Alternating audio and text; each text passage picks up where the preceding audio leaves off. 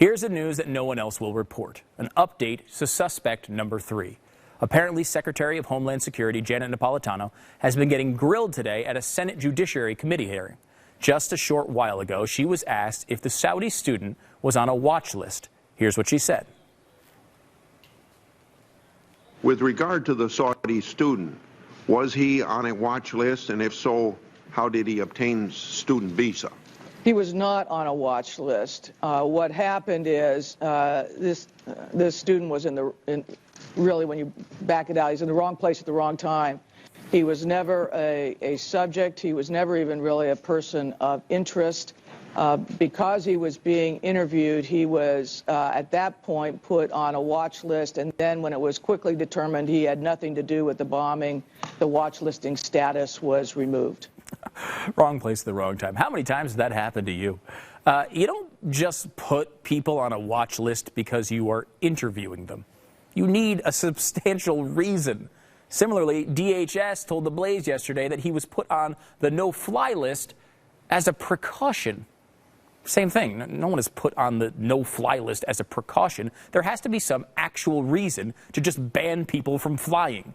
DHS is so confident he had done nothing that they also claim that they were totally unaware of the Saudi national's location. Here is the most important question that DHS still hasn't answered. Why, oh why, was this Saudi national given 212 3B status? You need extremely solid evidence to support this designation. And once it's applied, it does not come off easily. We're going to keep investigating, and we'll keep asking the tough questions. I wish I could say the same for the rest of the media. The big news in the media today is that these two brothers, they just acted alone. They just hopped on the Google box and magically became radicalized, and then click, click, click, click, clicked a couple more times, and magically became highly skilled explosives experts, designing and powerful and sophisticated IEDs like remotely triggered bombs and homemade hand grenades. No help or guidance from anyone. Google did it. That's the theory? Really? Meanwhile, officials were quick to indicate al-Qaeda involvement in the terror plot in Canada that was stopped yesterday, in which 2 foreign nationals were attempting to blow up and derail a passenger train on a line from New York to Toronto. Spain just arrested suspected terrorists who were members of a radical cell close to the terrorist organization al-Qaeda. They recently praised the Boston Marathon bombings and were arrested just a few days before the Madrid Marathon. All of these incidents and activity from major terrorist organizations in the past few days, and the media concludes that the Boston incident, that's just all a big coincidence. Lone wolves. Don't look over here, everybody.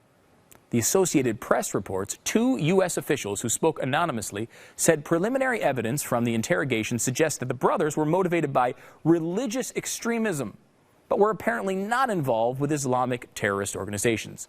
Definitely not Islamic extremism. No way, no way. Just religious extremism. Canada reports it. Spain reports it. Why can't our media report it? Perhaps they're following the administration's lead. Never mention Islam. The term Muslim Brotherhood is an umbrella term for a variety of movements. In the case of Egypt, a very heterogeneous group, largely secular, which has eschewed violence and has decried al-Qaeda as a perversion of Islam. It did not bother you that he accessed information? He accessed some information. What bothers me, quite frankly, are the allegations that are made against anyone who happens to be Muslim. My question was, is al-Qaeda acting out violent Islamist extremism? Al-Qaeda is a violent organization dedicated to overthrowing the values that we intend to advance. Yes or no? Can I hear the question again?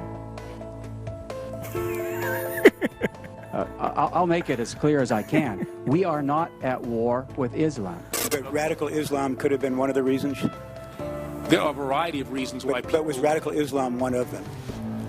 There are a variety of reasons why people do these things. Some of them are potentially religious based. Okay, but all I'm asking is if you think among those variety of reasons radical Islam might have been one of the reasons that the individuals took the steps that they did. You see, you say radical Islam. I mean, I think those people who espouse a version of Islam that is not... Are you uncomfortable attributing any of their actions to radical Islam? It sounds like... No, I don't want to say anything negative about a religion that is... No, I'm not talking about a religion. Like I'm talking about radical Islam. I'm not talking about the general religion. Wow. Whether it's labeling Fort Hood a workplace shooting, blaming Benghazi on a video, calling the marathon bombers religious extremists, the Muslim Brotherhood secular, deleting radical Islam from terror training manuals, or the backing of the Ground Zero Mosque, this administration goes out of its way to kowtow to the Muslim community, despite its obvious problems with radicals. How backwards is this administration? They completely flip out when Sarah Palin puts a target on an election map. That's considered extreme, and according to their logic, will cause others to commit acts of violence. But stop maligning radical Islam and the mosques that preach it.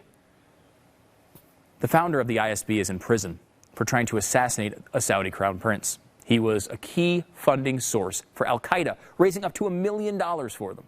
The U.S. government said, quote, the September 2003 arrest of al-Amoudi was a severe blow to al-Qaeda, as al-Amoudi had a close relationship with al-Qaeda and raised money for al-Qaeda in the United States.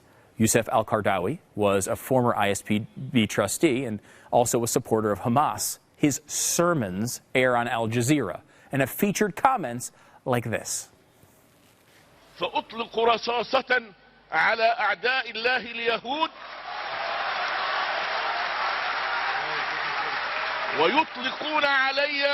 ويطلقون علي قنبلة أختم بها حياتي بالشهادة إن أنا أؤيد قضية فلسطين إنني أؤيد المقاومة وأؤيد الجهاد وأؤيد حماس وأؤيد جماعة الجهاد وأؤيد حزب الله إنني ضد السلام الذي تريد أن تمليه إسرائيل وأمريكا. These are the parents of this mosque, a convicted terrorist and a radical who supports and encourages terrorism. The mosque is trying its best to distance itself from the terrorists who attended services there. They claim Tamerlan got really upset when sermons talked about honoring MLK and celebrating July 4th.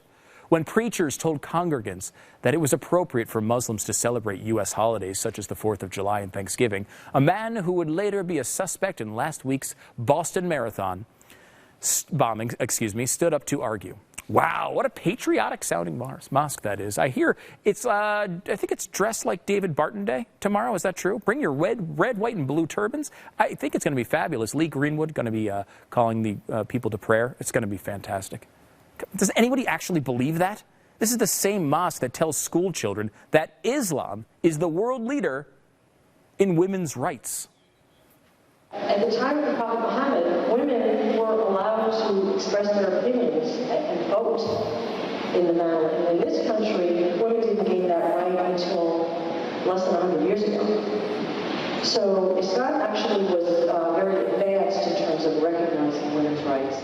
Yeah, you heard that right. Islam is the world leader on women's rights, even though Islamic women can't show their faces or drive a car.